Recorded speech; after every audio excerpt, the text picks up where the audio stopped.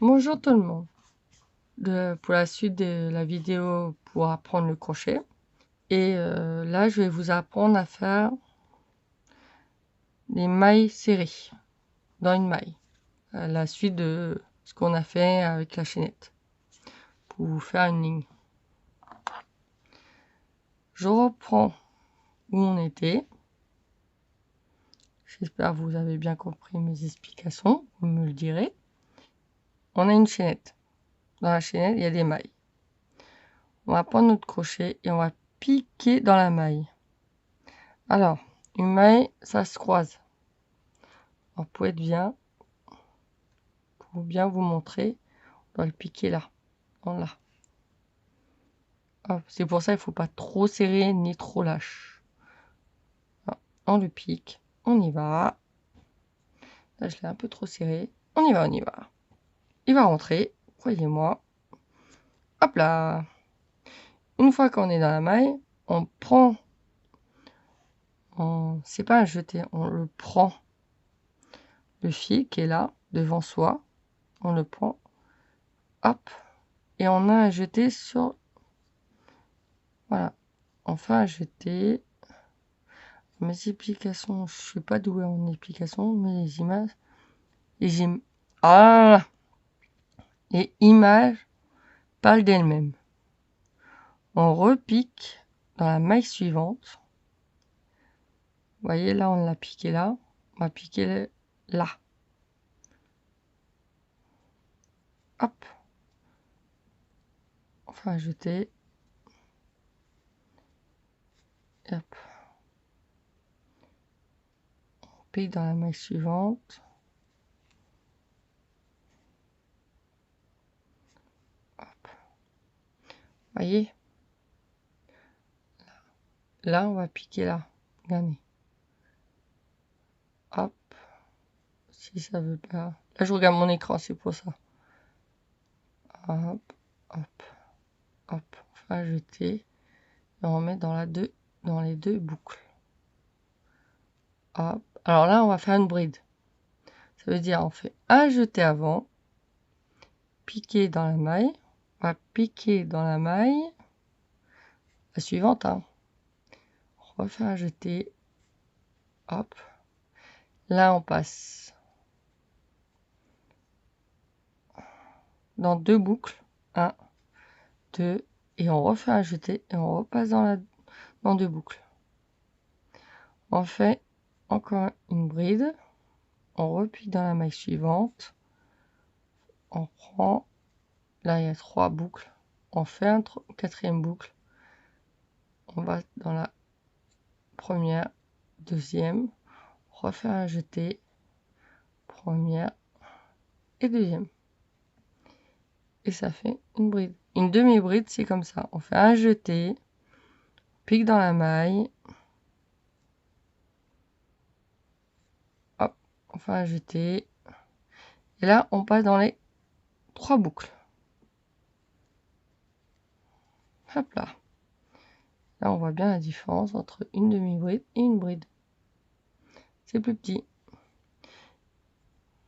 On recommence, on fait un jeté. Hop. Hop.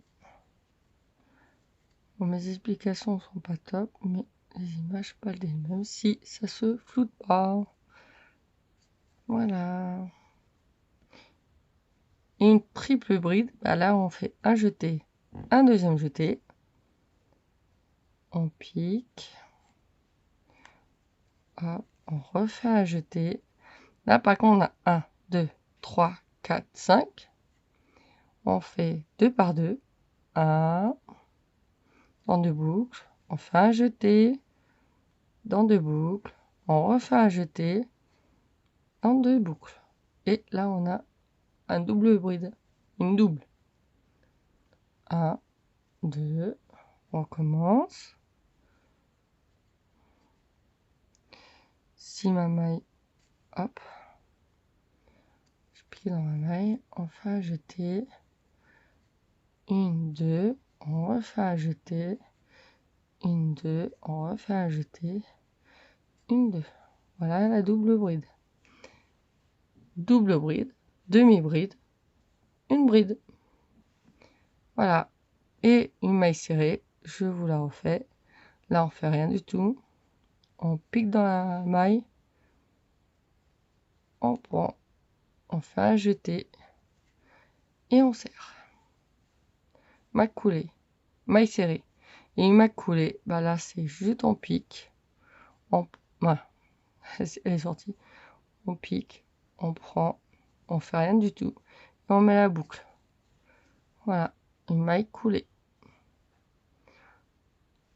Je sais, c'est beaucoup d'informations, mais c'est les thèmes du crochet. Voilà. Si ça vous a plu, bah refaites-le plusieurs fois. Et une fois que vous avez bien compris ces étapes, si, bon, moi là, il va pas me servir, ces étapes-ci, et bah ça va, à force, bah vous pourrez faire des belles créations. Moi, je fais ceci, des sous de verre, des petits napperons, des sous de verre, oui, des sous de tasse. Voilà. Je fais aussi des petites pochettes. Là, c'est encore un napperon, un plus grand. Ça, c'est que des mailles serrées. Là, il y a des brides et des mailles coulées avec un cercle magique. Voilà, tout ce qu'on peut faire et encore plein de choses. Mais il faut apprendre ces deux étapes-là pour arriver à comprendre et à faire du crochet. Voilà, j'espère ça vous a plu. Les explications ont été claires. Bon. Les images parlent d'elles-mêmes. Hein. Et ouais, il faut du crochet. Il faut un ciseau. Il faut des aiguilles à laine. Alors moi j'en ai des comme ça. Des comme ça. Des comme ça. Pourquoi? Parce que ça pique pas. Hein. C'est des bourrons. Alors, on peut prendre des épingles à nourrice, mais ça, c'est pour marquer les mailles. Parce que des fois, on doit marquer les mailles pour voir où on en est. Pour les tours, surtout quand on fait en rond. Puis, alors, ceux-là, ils sont bien. Hein, pour commencer, ils sont pas chers et tout. Honnêtement, pour être bien et confortable pour crocheter en caoutchouc, ceux qui sont en vente à Aix-en, c'est des comme ça. Et franchement, c'est bien. Après, il y a aussi le crochet tunisien. Le crochet tunisien, bah, c'est tout droit. J'en ai pas là. Mais c'est différent. C'est tout droit, c'est rond, c'est tout. Il ajoute le crochet au bout. Voilà. Mais le mieux, c'est cela. Pour le doigt et tout, on a moins mal. Voilà. On a besoin, et puis de la laine. Alors, pour les débutants, je vous conseille vraiment fortement des grosses laines pour apprendre. Moi, au début, j'arrivais pas le coton. Les les tout petits là, ça là, petit fil là, j'arrivais pas. Et à force d'en faire avec cela, bah j'arrive. À la fois, j'y arrivais. Je me suis mis au coton et j'y arrivais. Voilà. Si ça vous dit, je vous montrerai comment faire des fleurs. Que je sais faire des petites fleurs pour le scrap. Plein de petits trucs. Voilà. J'espère que cela vous a plu. Et peut-être pour une prochaine vidéo, je vais vous apprendre à faire des bouts d'oreilles en faisant des petites pelotes de laine, toutes mimi. Il n'y a pas besoin beaucoup d'accessoires, de la laine, du washi, comment ça s'appelle? J'en ai pas là. C'est pour les bijoux. ça avec des crochets et de la paille, une paille coupée en morceaux. Et je vous montrerai comment faire.